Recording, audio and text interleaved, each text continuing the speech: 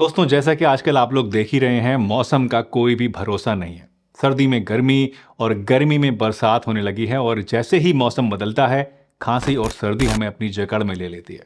चाहे वो सर्दी की पहली बारिश हो या गर्मी की पहली धूप, सबसे पहली चीज़ जो हमारा स्वागत करती है वो यही खांसी है। और हम सभी जानते हैं दोस्तों कि खांसी दो तरह की होती है, ड्राई और प्रोडक्टिव यानी सूखी खांसी और बलगम वाली खांसी। लेकिन क्या आप जानते हैं कि कुछ नेचुरल इंग्रेडिएंट्स में मौजूद गुण इस आम सी समस्या से हमें बड़ी राहत दिला सकते हैं? जी हाँ, आज मैं आपको कुछ ऐसी ही जादुई चीज़ों के बारे में बताने वाला हूं जो कि आपके किचन में ही मौजूद हैं और जिन्हें मिलाकर एक अद्भुत आयुर्वेदिक खांसी की दवा आप बना सकते हैं, जो कि आपको बलगम वाली और सूखी दोनों ही तरह की खांसी में बहुत ही ज़बरदस्त फ़ायदा देगी। और चाहे आपको कितनी ही पुरानी खांसी हो, कुछ ही दिनों में इससे आपको ज़बरदस्त आराम मिलना शुरू हो जाएगा, वो भी बिना किसी साइड इफ़ेक्ट के, बिना किसी नींद की परेशानी के। तो चलिए बिना किसी देरी के इस इंटरेस्टिंग वीडियो को शुरू करते हैं और जानते हैं इस अद्भुत आयुर्वेदिक खांसी की दवा के बारे में पूरी डिटेल से।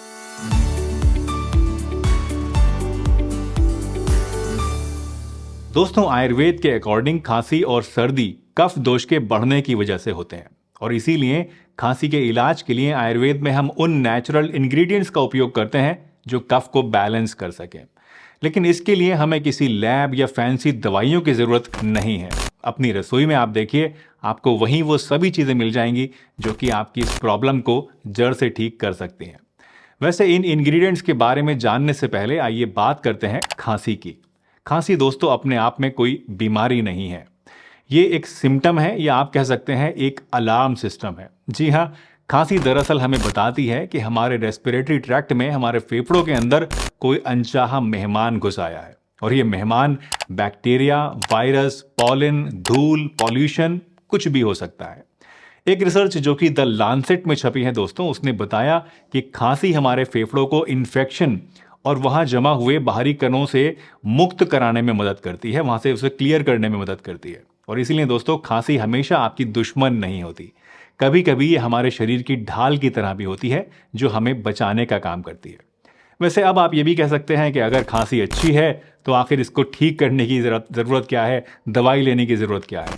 तो देखिए, जब ये खांसी ज़्यादा दिन तक टिक जाती है या फिर आपको अनकंफर्टेबल लगने लगती है तो इससे छुटकारा पाना भी ज़रूरी होता है। और इसीलिए हम आज आपके लिए लेकर आए हैं एक आयुर्वेदिक नुस्खा जो खांसी की छुट्टी कर देगा। तो चलिए जानते हैं कौन सी हैं वो जादुई चीज़ें जो हमारी रसोई में छुपी हुई हैं और जो कि हमारी इस खांसी को ठीक कर सकती हैं। सबसे पहले मिलिए हमारे स्वीट फ्रेंड हनी से।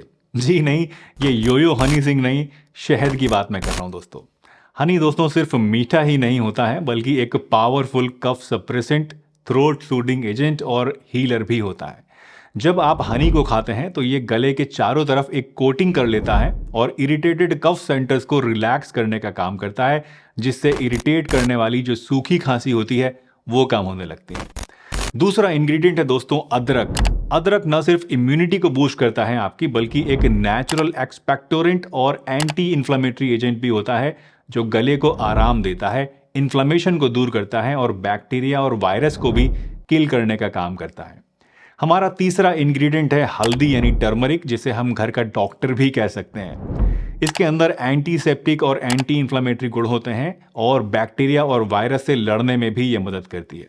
रेस्पिरेटरी ट्रैक्ट के अंदर, जो फेफड़ों के अंदर आपके जो सूजन आ जाती है कभी कभी, उसको भी ये दूर करती है और खांसी में आराम दिलाती है। चौथा इंग्रेडिएंट है दोस्तों दालचीनी, जो अपनी गर्माहट से गले की जलन को शांत करती है और इसके माइल्ड एनाल्जेसिक इफेक्ट्स की वजह से गले में दर्द भी दूर होता है और एंटी इन्फ्लेमेटरी इफेक्ट की वजह से सर्दी खांसी में भी आपको आराम मिलता है।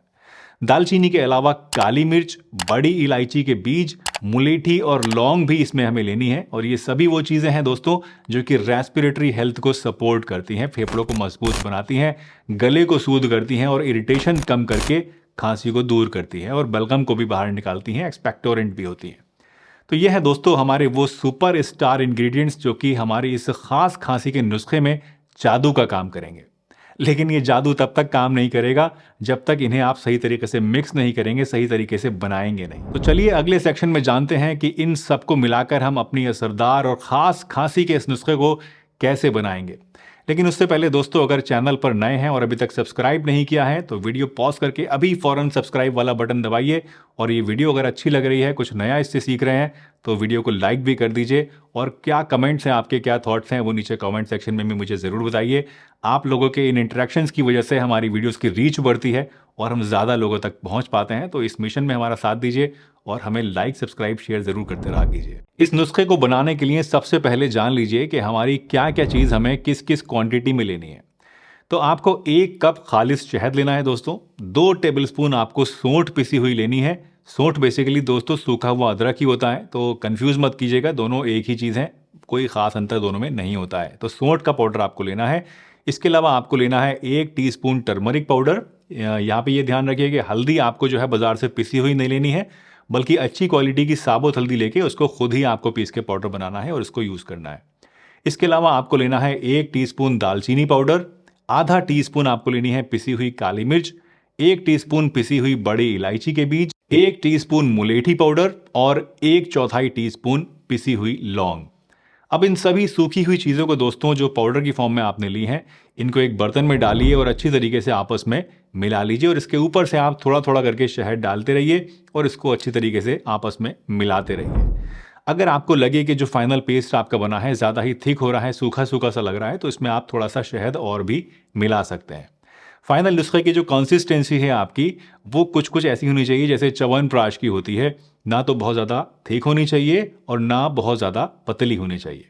तो दोस्तों, इसी तरह से आपका जो होममेड खांसी का ये नुस्खा है वो बहुत ही आराम से आप तैयार कर सकते हैं।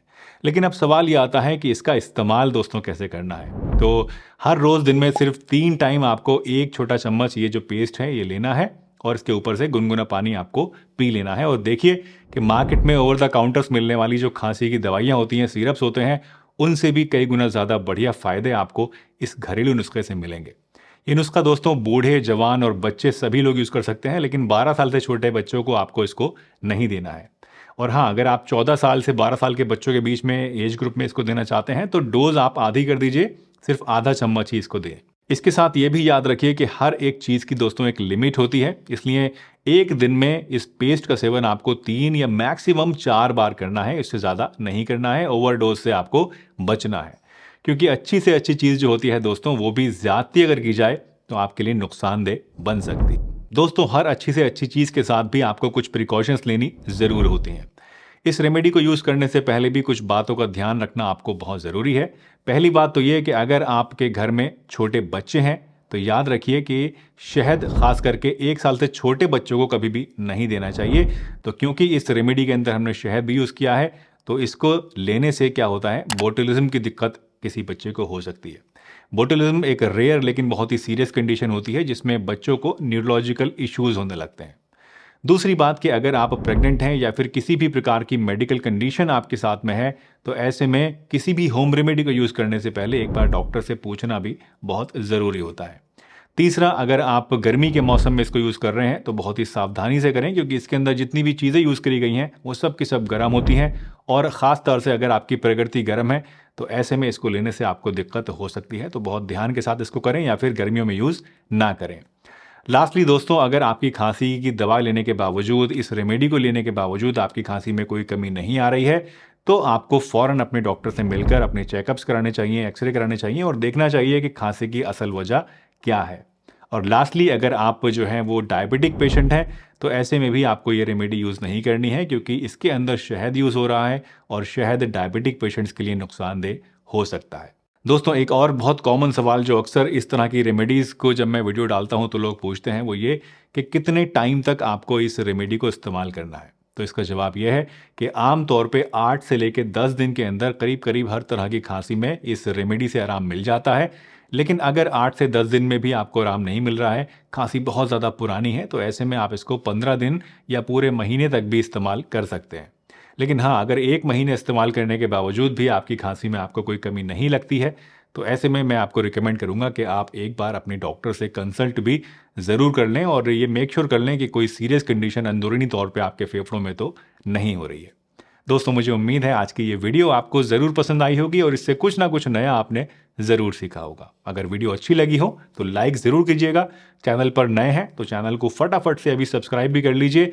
और अगर आपके मन में कोई शंका है, कोई दुविधा है तो नीचे कमेंट सेक्शन में मुझसे ज़रूर पूछिए। मैं डॉक्टर सलीम आपसे विदा लेता हूं इस वादे के साथ कि फिर मिलूंगा इसी चैनल पर एक बढ़िया सी वीडियो में।